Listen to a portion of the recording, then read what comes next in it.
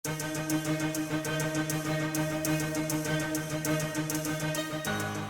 današnji skupščini družbe Larix, bivše Certe Holding, je bil sprejet sklep o iztisnitvi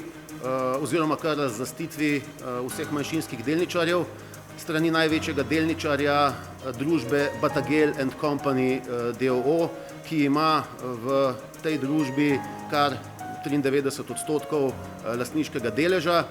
Predlagali smo nasprotni predlog, s katerim smo želeli doseči s konstruktivnim pristopom izplačilo poštene denarne odpravnine za delničarje, ki bodo razlaščeni, katerih delnice bodo prenešene na največjega delničarja,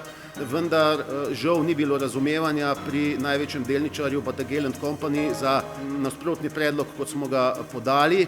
torej da bi odpravnina znašala 8,5 € namesto predlaganih mizernih 3,69 €, glede na ugotovitve strokovnih sodelavcev združenja, torej absolutno premajhna denarna odpravnina,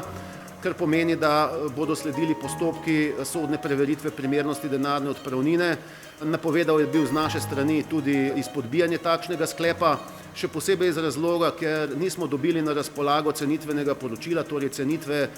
družbe, tako da v vsakem primeru bi si želeli konstruktivnega pristopa, v nasprotnem primeru pa bodo seveda dolgotrajni sodni postopki, ki so v breme tudi največjemu delničarju tekli naprej. Veseli me, da se je našim prizadevanjem v tej družbi tudi že